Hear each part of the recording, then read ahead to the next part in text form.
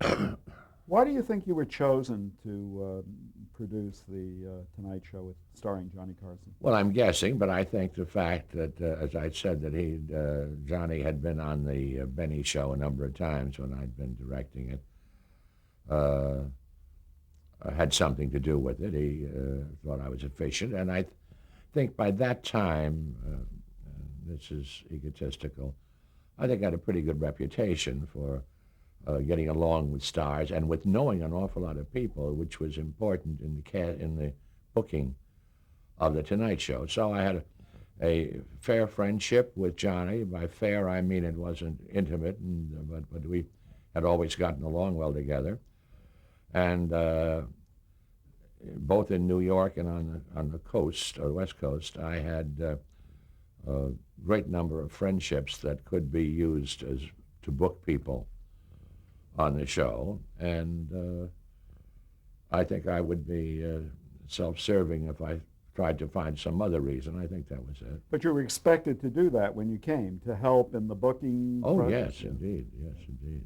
And after Remember, I had half a season of My Three Sons to be in touch with Werblin and Tebbett and Johnny about what my job would be when I arrived in New York to do it.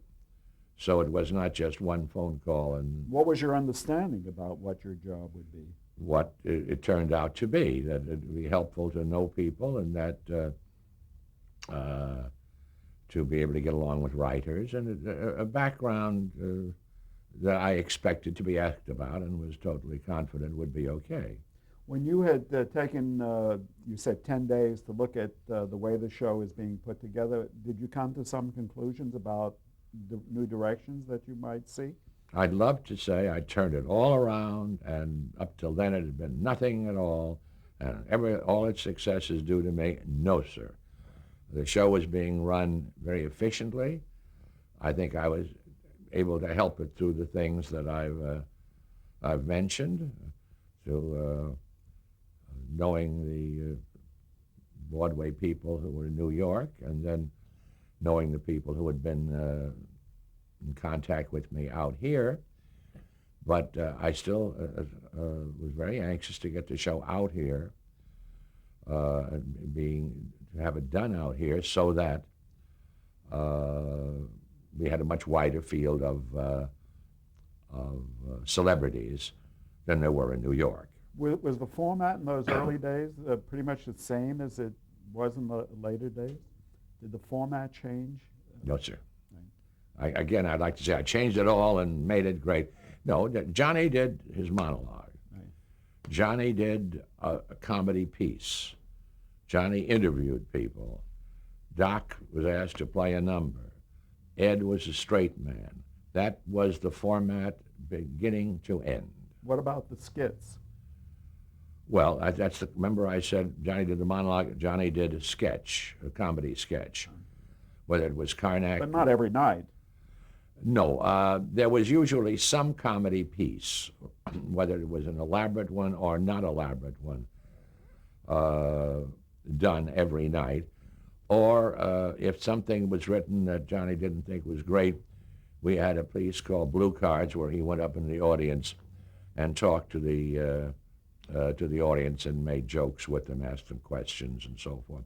But there was ordinarily the monologue and a unit of comedy, whether it was talking with Ed, whether it was a written piece, whether it was new products going center stage, but he had a comedy bit.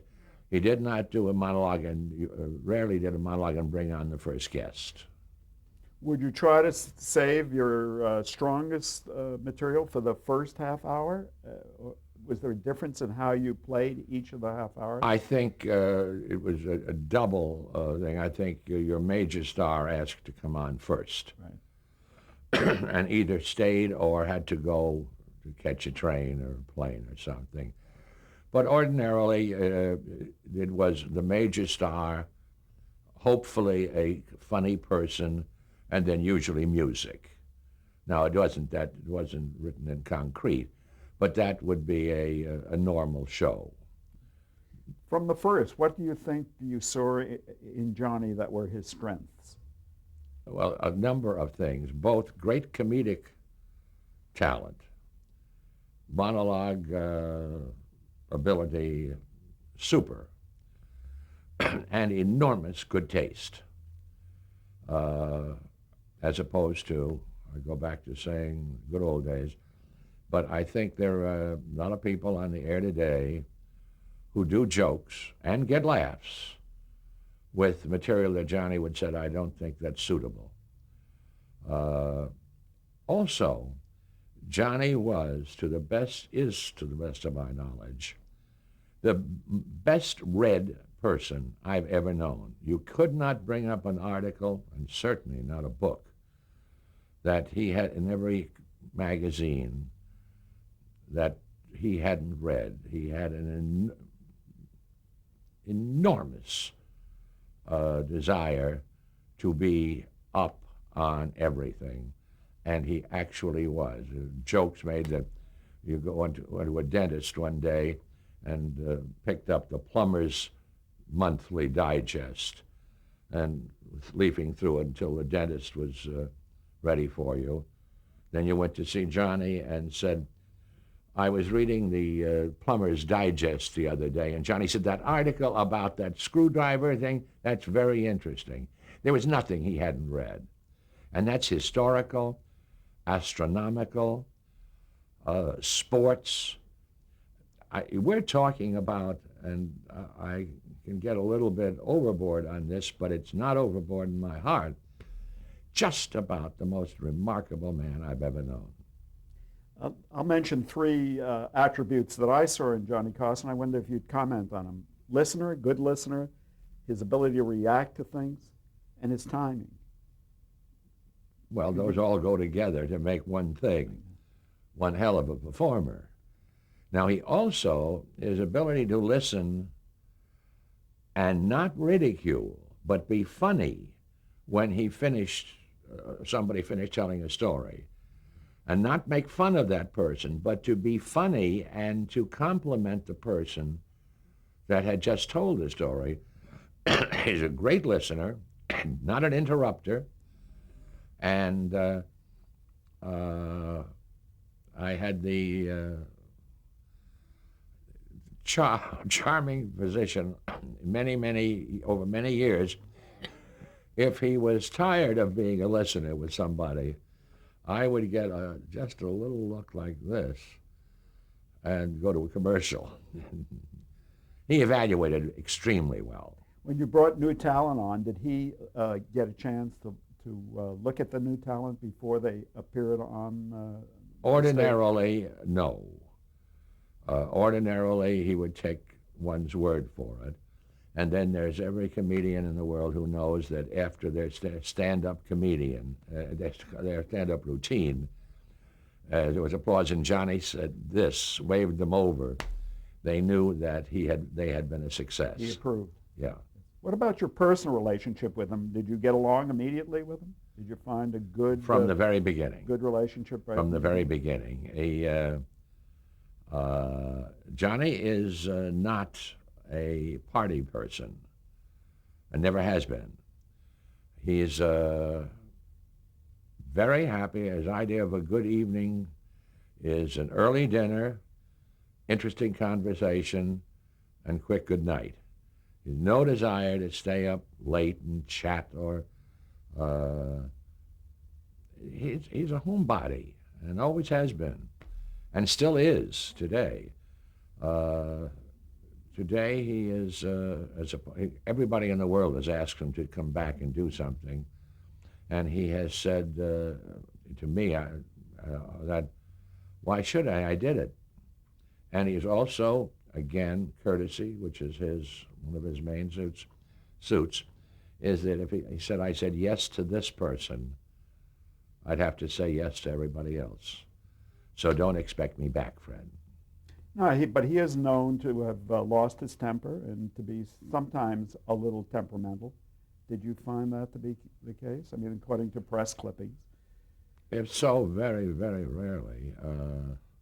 And ordinarily, he was, if he got angry, it was because you or somebody else made a stupid mistake, not a mechanical mistake, nothing like that. If I mistimed how much time he had left after the last guest before he had said good night, and I gave him 2 minutes sign, and he actually had 3 minutes, he would say to me lately, would you like me to buy you a watch? Is there something you can't tell? When hands are like that at 12 o'clock. He could be sarcastic.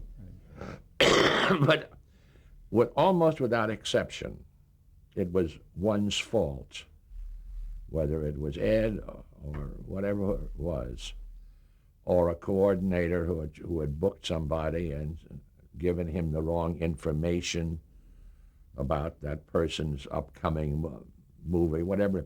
If it was a human mistake, he knew it. If it was a technical error by something, it couldn't be helped. Wouldn't he occasionally sort of gently tease you on air? Oh, on the air, he teased me all the time. We had a funny relationship. After all, I sat 6 feet, 7 feet directly in front of him at the end of the couch, and he gave the signals all during the show about time to go to a commercial or whatever. And he would often kid me about your signals? Did I wake you up, Fred? You know, or I suppose you're on your way to dinner tonight and won't have time to stay with us. But it was all good humor. It was gentle. But he was teasing. And also, once again, he had the remarkable ability to do something funny with you that the audience could understand and laugh at. Good cheering. Yeah. What was your daily routine like? What? What was your daily routine like? It was all day. When did you come? I got to the office at 10 o'clock, because exactly at 10 o'clock every day the phone would ring. He would ask me for the figures on the ratings on the show. Had I seen, what did I think of the show last night? What did this do, that do? Well, let me check who's on tonight, Fred. What time do you want me for rehearsal? Tell the writers that I read something in the paper this morning about so-and-so in politics. They ought to work on that. That would be at 10. How long would those phone calls last? 10 minutes. Then he would be in at 1:15. And the monologue writer. What would you be doing between? All the things he told me to do on the phone. And to check that everything was correct. And to read the article that he told me he read about in the paper. And then You come in at 1:15. 1:15, go to his office, and the monologue writers would turn in their monologue works to him. That was the first thing. As opposed to many other people, nobody ever saw the monologue except Johnny and the writers. Now, each one turned in a monologue, and he chose this joke, that joke, this joke, that joke. So we take pieces from each one. And how long did the monologue have to run? Run about 8 minutes, 8.5 minutes. Anyway, after that, after he did the monologue and made his choices, I get a phone call to come down with the notes. Those are the notes that the coordinators, which we called with the bookers, had written about the guests. Introduction and the notes, questions and answers. And I would hand them to him, and he'd say, any problems with these? And I'd say, well, I don't think this is very good, and so forth. He said, all right, I'll let you know. I'd go back upstairs. I'd hold a production meeting. There'd be rehearsals with singers in the meantime, or the dances, whatever it was. Then I'd have a production meeting for what I saw, wanted to be sure of was correct for that show.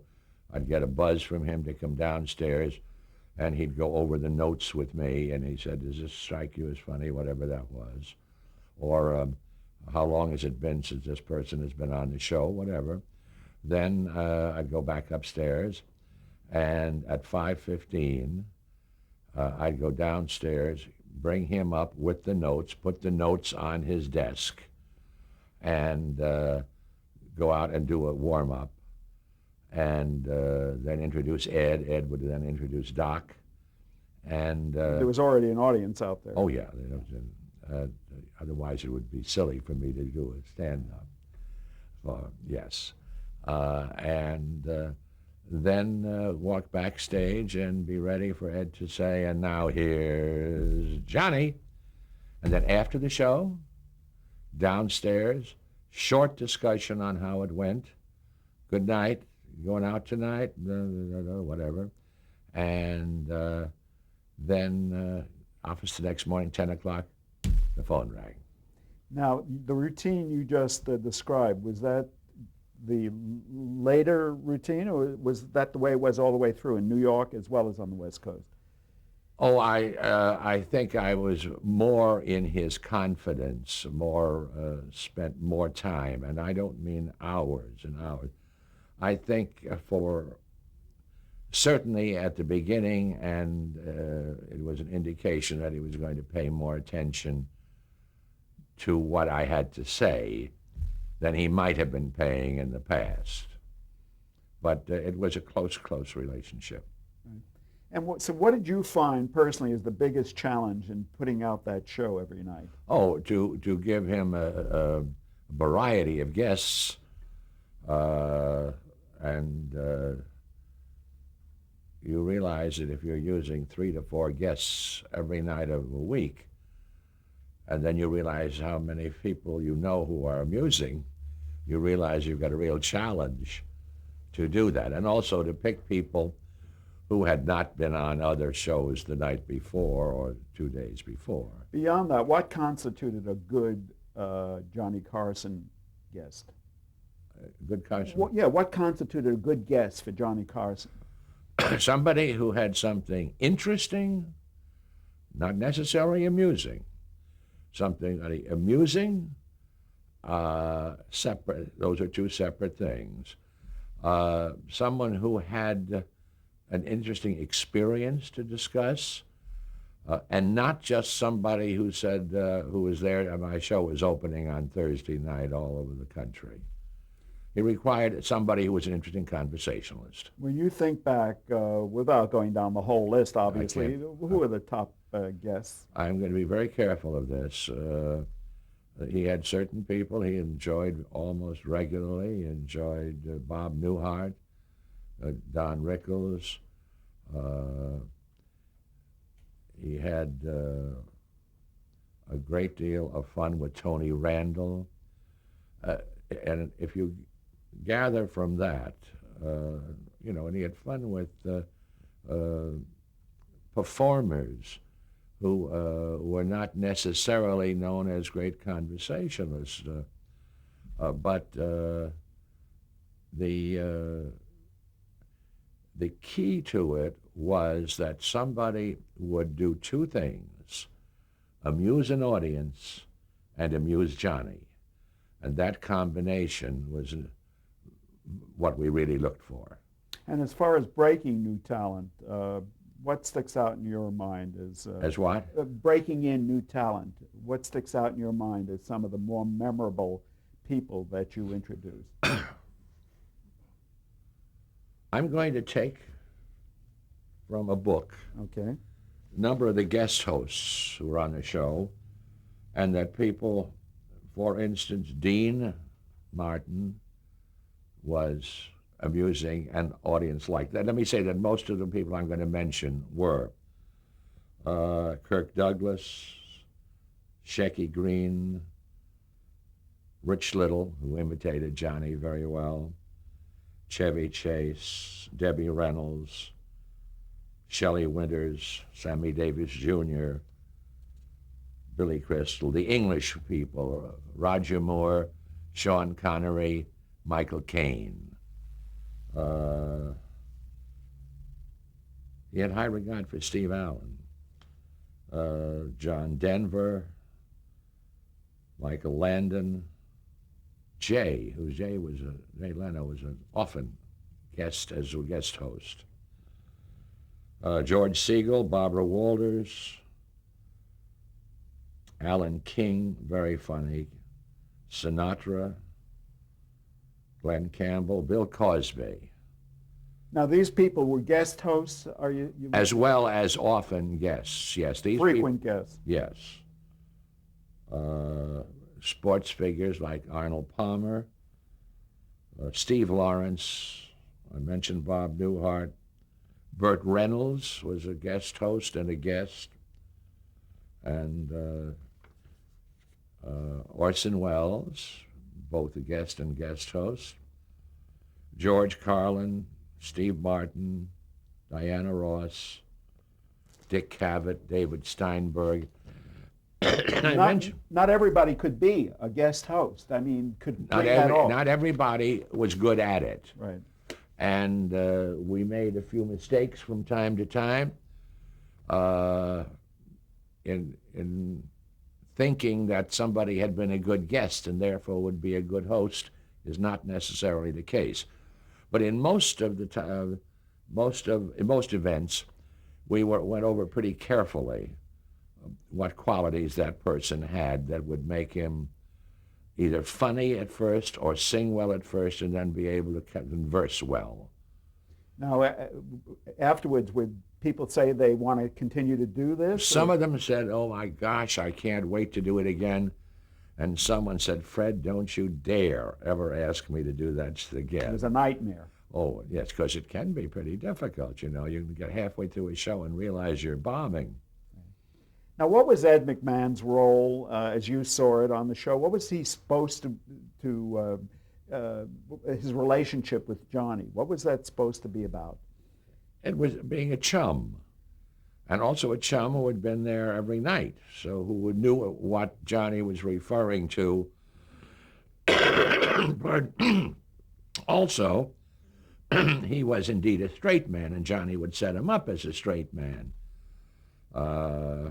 It was, what do I say, a friend sitting next to him, and a friend that he could kid, that it was acceptable to say something about, "I heard you were out on the town last night. What time did you get home?" Whatever, that is not a joke, but whatever a joke was, he could say, and Ed would say, in mock horror, I was home watching your show, Johnny, you know. And you are so right, Johnny, about anything Johnny said. So the interaction was very important to the chemistry. It was very pleasant, too. It was very pleasant. What about Doc Severinsen? What was he? Was he just the orchestra leader? Or? And strange dresser. So Johnny could play off of that, yes. And on occasions when Ed wasn't available, Doc would move over to be the Ed of the night, and Tommy Newsom would move in with the band, and Tommy Newsom had a brown suit personality, so Johnny could kid him about not being exciting. It was all pretty well worked out. What was Johnny's feeling about the music? Was it obligatory, or did he really love? Oh, he liked it. He liked it. He believed, as I believed, that the music that Doc played, and Doc is proving it today, was still with the band all over the country. He played music that the average American audience would like. It wasn't so specialized. It wasn't so tricky. I'm not making fun of rock and roll or that kind of music, but Doc could play that. But he appealed more to the audience which was a general audience rather than a portion of an audience, musical. Now, what was the role of the director? Was it like any director on any show, or was it a little different? Well, he had a very close friend directing the show, Bobby Quinn. He was a personal friend. Very close friend of Johnny's. And he was quite a confidant of Johnny's, and he would go over a lot of the material spot I talked about, the second spot that followed them rather carefully with Johnny, and Johnny had great regard for his opinion, and it's a full-time job, believe me, because when I say I went to rehearsal, that means he was rehearsing music, he was rehearsing whatever was going on, a magician, or a full-time job, tough job. And the role of the coordinators on the show? They're the bookers. We call How many them did you have? about 5. And one was assigned primarily to civilians, people who Had pets or something? man who ate the most hot dogs in one day, or the woman who hollered best at a festival, then we had 4 people, ordinarily one for music, one for comedy, one or 2 for actor performers, who did pre-interviews with those people, and from those pre-interviews wrote the notes and the intro that I had brought down to Johnny. And so they were very important to... Oh, yes, very important. One of them, Debbie Vickers, is now the executive producer of The Tonight Show with Jay, and very, very capable and very talented. Before we leave the area of guest stars, you didn't mention Jimmy Stewart. I think he had a special kind of fondness for Jimmy Stewart. Yes, well, he had a famous story. As you know, Jimmy talked very, very slowly, and he had a habit of reading a poem when he came on, about his dog Bo. I'll stop doing that now. And one time he had come back with Gloria from a trip to Africa, and said, I have a poem about my trip. I'd like to read it to you, Johnny, and tell it to you, Johnny. And Johnny said, well, by all means, tell it to me. He said, well, we took a trip to Lake Mombasi. Its surface is just like glass, but getting to Lake Mombasi is really a pain in the ass.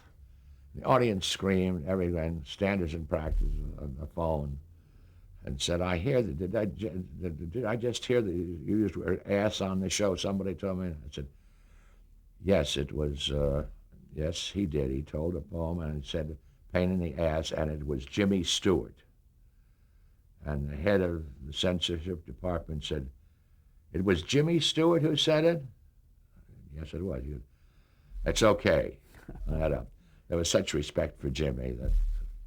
Now, wasn't David Letterman one of the guests on the show?